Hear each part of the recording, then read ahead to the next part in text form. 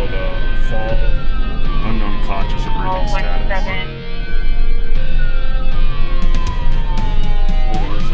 Holding.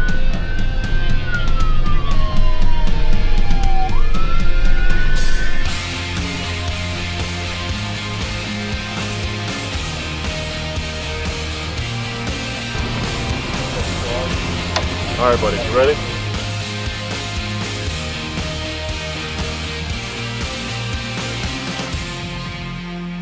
I just believe mental and physical fitness is probably the most important thing that we can do in the fire service. Not just the fire service, but for anyone's life. And especially in the fire service, because our job is so demanding at times. So I make it a point, and the department makes it a point, that each member at least get 1 hour PT a day. Most crews do a lot more than that, but at minimum you got to do at least an hour PT a day. So I like to start my day with PT. If I don't get it in the morning, I'll get it some time throughout the day, but that just allows me to kind of start my day and clear my head. So that's what I use PT for. Why do you choose to work out at Station 8? It's not just Station 8. When I was promoted to Battalion Chief, I came from Station 8, so I'm just kind of used to that. But as I tell all members, I'm very mobile as far as working out, so I'll meet them wherever they want to go. I go to 7s, I go to 8s, I go to 13s, so I kind of just go throughout the city. So the day starts at 5:30. What's a typical day look like for you? We're going to do PT in the morning, go get a quick shower, go up to the office, check in with my boss and the educator and the CQI manager, kind of see what's needed, kind of lay out the day from there, and we just kind of hit the road with whatever's needed. So as everybody knows, the fire service is always evolving, always changing, so there's really no set day ever. It's always, you know, whatever we're presented with that morning. So that's how we'll take care of it. Dispatch EMS 1. EMS 1. Go down to that pin party with tins. So we'll respond with Engine 10 here, and my job is when we get there to kind of take over the medical branch. So if we do have a trap party. Thank you. Battalion Chief, copy on scene. Single vehicle rollover. We'll investigate. We'll take reservoir command of reporting. We'll let the fire crews do their thing as far as extrication. We do have northbound Redwood Road shut down. There's the exit. And we'll take the medical group, and we'll be in charge of patient care. We have a single car MVA with a single patient. Give me the driver's seat, and this door is stuck. Copy. Just confirm we do need the ladder to open it.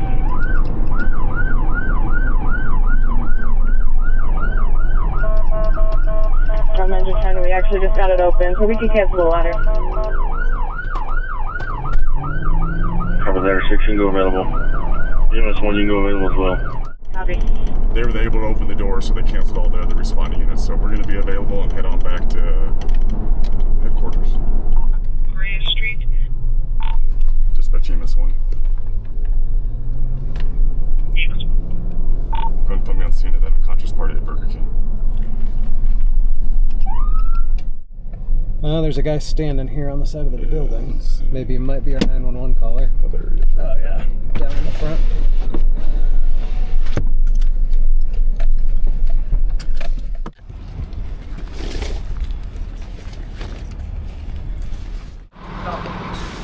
Where are you going to go from here?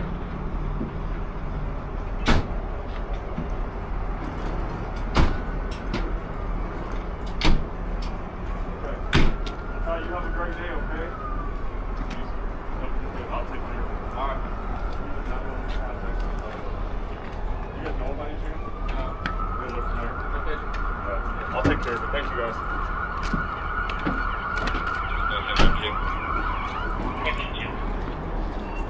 So, Our help is walking away. All the units available. he was just pretty much sleeping outside of here, kind of checked on him, make sure he was able to answer the appropriate questions, and he walked off, so he didn't need our help. So, on to the next one.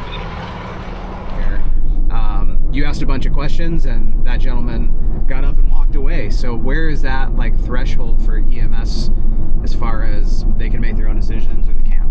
So we just have DMC, we call it, so decision-making capacity or ability to make the appropriate decisions. So I talked to that gentleman. He knew, the time, he knew the basics, his name, the city he was in, the day of the week. He kind of knew what was going on. He did not want EMS's help, so we can't force ourselves upon anyone as far as for medical treatment. So if he's able to make the decisions, he knows exactly what's going on, and he wants to walk away, we'll let him walk away, obviously. Once again, I can't force myself upon him, but I did give him, ask him if he wanted help, if he wanted to go to the hospital, if he wanted an ambulance ride, and it was no to all that. So you've answered all the questions appropriately, and it's, he does not want to go with us. We just go ahead and clear the scene, and we let him go upon his day. Okay. And then back to our day as well. What do we have going on here? So it looks like we're going to go to Station 4, but there is a traffic accident right down the street. So we might go on this one. And Engine 2. Hold Engine 2 out of service for QSR training. Let me see what this comes to. It's going to come through as a traffic accident. Engine 2, copy at 810.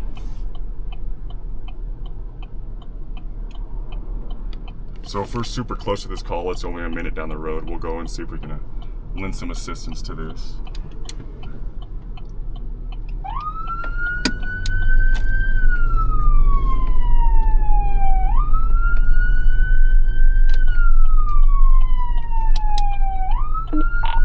Dispatch EMS 1.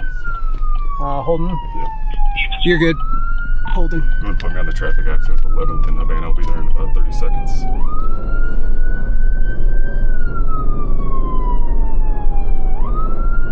Engine 1 PD is on scene. Rollover Crash.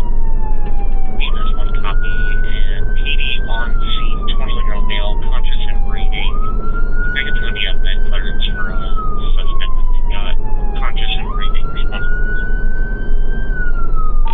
EMS 1, okay, I'm on scene.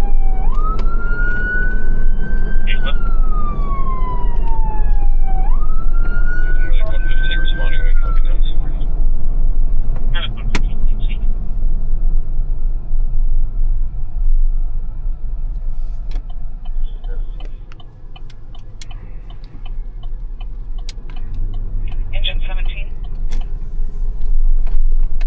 Yes, ma'am. Can you please show us out of service for a rig swap to try and go into it?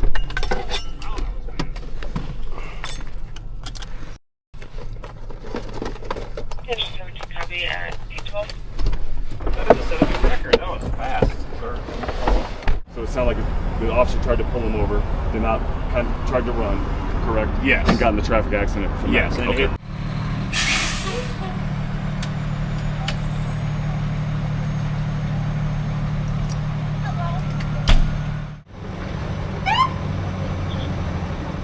Okay, we're gonna stand him up and put him on a stretcher. All right, thank you guys. EMS 1. I copy available 2 seconds. So things are happening fast this morning. Yes. Yeah. So for our audience here, can we walk through this incident? So this incident sounds like it came in, PD called for a med check. Arrived on scene and found out it was actually a gentleman that was involved in a traffic accident who tried to flee police. So they called us to check him. And then when we were checking him, we found out that he hit another vehicle in the intersection, and that driver is also going to be transported. So there'll be 2 patients out of this call for this. And like I said, once again, it stemmed from a gentleman running from police and unfortunately hitting another bystander in the intersection. So Wow. we'll clear this one and we'll go to the next one. All right, so we're just leaving EMS training. I was not expecting to see you get restrained by the crews, a rare opportunity, because I don't think any of those guys could probably overpower you. Yeah. But it brings up a really serious topic, which is the potential need and the sometimes absolute need to have to restrain patients. And you have to do that in a way that is legal and in a way that protects them. But it's something that our viewers probably haven't had an opportunity to watch or even think about. It's a pretty dangerous thing for firefighters and paramedics to have to deal with a patient that is out of control for whatever reason, right? It is. Here in the City of Aurora and throughout other agencies, departments are kind of focusing or kind of paying more attention to that, just because it can hurt. We don't want to hurt the patient or any of the providers, so we're really focusing on how to better, use the number of people and have a safe number of people to restrain that patient to the stretcher or do whatever we have to do. So in that training that you just saw, you guys might see, they restrained me just to kind of go through practice, and it's just making everyone aware of how important it is to have the right number of people and what each person needs to do so no one does get hurt. For their safety, we want to maintain this head so they're not trying to headbutt us, do that type of thing, spit on us, that stuff right there. If we have them restrained, we need to give them oxygen. We put oxygen, we'll put a non-rebreather on them. That kind of works as a spit hood / oxygen device. Have you been on calls in the city where you've had to restrain someone and responders get hurt? Been on several calls where we have to restrain or we try to restrain somebody, and people unfortunately do get hurt. So that training there was just kind of highlighting how we can make it a little bit safer operation. It's not going to be, we're not going to take all the risk out of restraining somebody, but we're going to try to obviously eliminate the unnecessary injuries that don't need to happen. So that's what that training was highlighting. So going on a call of a fall, unknown conscious or breathing status. 17, correction 10571 East Asbury Avenue. Building 2, apartment 212 for Asbury Park Apartments. Engine 11 on a call, 10571 Engine 9 clear dispatch. Go with an engine 11, and once again, going on these calls, I show up as an additional resource.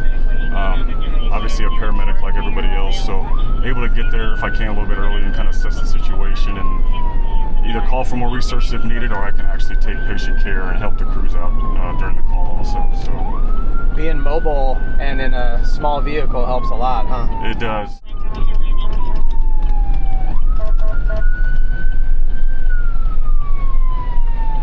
Holding your side? Holding.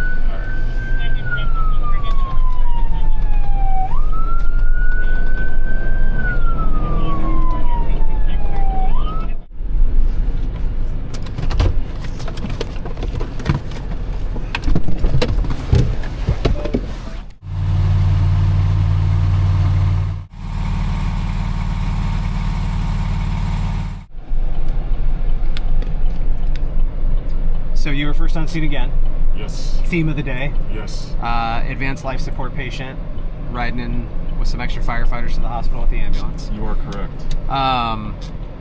For the viewers, this day in your life feels very similar to Battalion 5's day. Yes. Which also kind of makes sense. What are the key differences, roles, responsibilities, jobs between EMS 1, you, and Battalion 5? So I would say the roles and responsibilities differ just in terms of I'm up in the administrative role, so I'm upstairs Monday through Friday, 9 to 5 type of schedule versus the 24-hour in the firehouse. As far as on the street, on scene, we have the exact same capabilities. I'm a battalion chief, they're battalion chiefs. We're operational battalion chiefs along with having the medical side of it. So if I do get on scene of a fire or some sort of fire-related emergency, I can take control of that one. Oh, they're stepping up to emergent. Yeah, looks like it. So what's the reason why they would do that? Just change in patient condition. So 513 diverting to south, upgrading. So we're going to go to south and follow them. So just obviously the decline in mental status or maybe a vital sign, their vitals were not normal or something's going on with the patient is a reason you would step up to emergent. They were going to further hospitals, so they were going to University Hospital originally, but if your patient is critical, you do not, typically you don't want to pass the hospital to go to another hospital, so they're going to go to South, which is a closer facility to get this patient the care that he might need.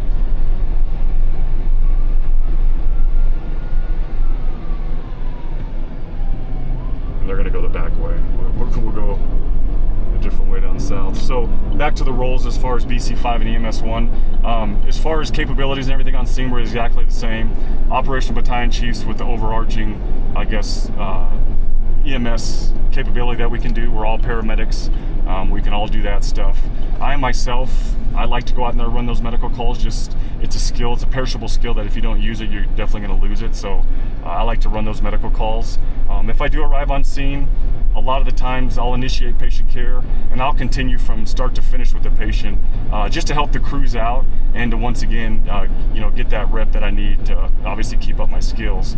But at times too, I'll get there, I'll kind of assess the situation, and I will hand the patient off to the crews that arrived on scene, which we just did on that call. So they'll take them emergent to south, and we're gonna follow them and kind of see what the follow-up or see what the reason was for changing hospitals, where the decision was based behind that. So. And it seems like a pretty big key component of your job as well. We were in the office earlier today. There's a lot of things that I can't film in the office because there's HIPAA concerns, lots of patient information. So unfortunately, the audience doesn't come with us there. Yes. But we did spend some time in the office. You seeing something for us? No. So, yes, go ahead. Sorry. No, you're good. So that office time, you're reviewing cases that are abnormal for one reason or another. What are the types of things that you're looking for there? So we have I'll call them the amazing ladies up there, Miss Sarah Racine and Miss Sarah Myers, CQI data analysts, and we have an educator. So what we do is throughout the month or quarter throughout the city, we'll pull certain cases that were interesting, certain cases that the paramedic kind of reached out and said, hey, what do you guys think about this? Just all based, being able to help everyone on the fire department just gain a better knowledge of medicine and be able to help them. So today we were up there, we reviewed several cases as far as what the medical directors want to kind of talk about, and from that meeting comes training. So we're gonna go out to the firehouse, we'll talk to those crews about their call, kind of talk through the difficulties, what they learned, type of stuff, and then what they could have done better on the call. So all it is kind of it's a teaching moment for everyone. We want everyone to get better at their job, and we take those meetings and information from that, and we disseminate it out to the crews. Dispatch EMS 1, go put me on scene of Harvard. Sounds like there was a fire in the unit. Luckily the sprinkler system put it out. However, they might have a patient or two, so I'll go here and see if they need any assistance with the patient care and take that from the crews on scene so they can focus on the fire portion of it.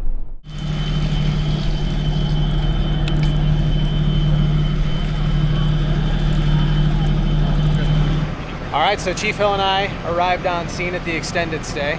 I've got Captain Zabo here. He was on ladder 8. This was a very unique set of circumstances on how this incident was found, at least in my opinion. Can you kind of walk me through what happened?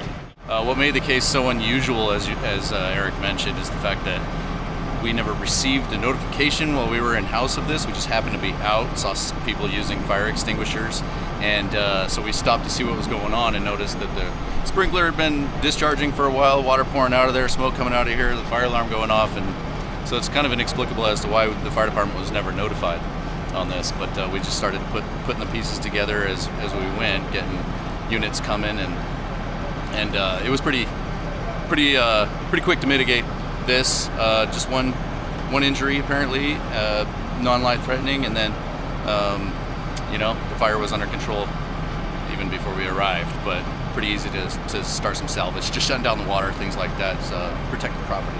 Sure. Probably a good PSA here. If there's a fire, make sure somebody called 911, right? Because you just never know. I mean, yeah. That would definitely be an important PSA. For anybody who's unaware, yes, call the fire department when there's a fire. Yeah, I mean, like we joke, but I think there's probably this just assumption, right? Like there's water coming out the door, and maybe people assumed that fire department has to be on the way, but nobody actually called 911 for this fire. Correct. Which is wild. Super lucky, like you said, that there's a sprinkler system here that worked. Put out the fire so that this didn't turn into a significant multifamily structure fire. Yeah, of course. I mean, not all residences have sprinkler systems, so the fact that this one does definitely helps today.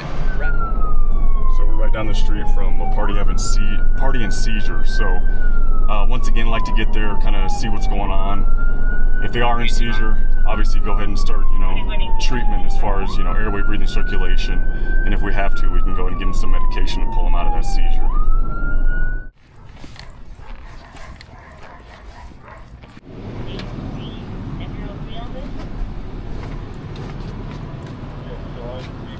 All right, buddy, you ready? Ready. So this was a really good example about how a single resource can be so beneficial. The units in this area were tied up on other things, and so you did patient care for quite a while. Yes, so we had on that particular call, this area is traditionally Engine 8, Engine 9's area. Both of those rigs were out on a call, so that kind of leaves a gap in it, I guess, in the city, for response. So it takes sometimes a little bit longer for other rigs to come in into these calls. So since we were so close, we were on scene within minutes, and we were able to, provide that care to that patient that he needed without having to wait for that next to fire apparatus to arrive on scene. So. All right, so we started bright and early with your workout, come to the end of the afternoon, and thank you so much for giving us a view into a life of EMS 1. You're very welcome. Certainly more of a tour around the city and the diversity of incidents that you respond to. If you have questions for Chief Hill, please let us know either in our social media comments, direct message, or you can send us an email at afdpio@auroragov.org. Make sure that the questions get to Chief Hill if you have any. If you've got video suggestions for us on where you'd like to ride along with me next, please let me know. Maybe we'll come back and ride with Chief Hill, but thanks you so much for your time today. Thanks for joining me. All right, we'll see you in the next video. Thank you.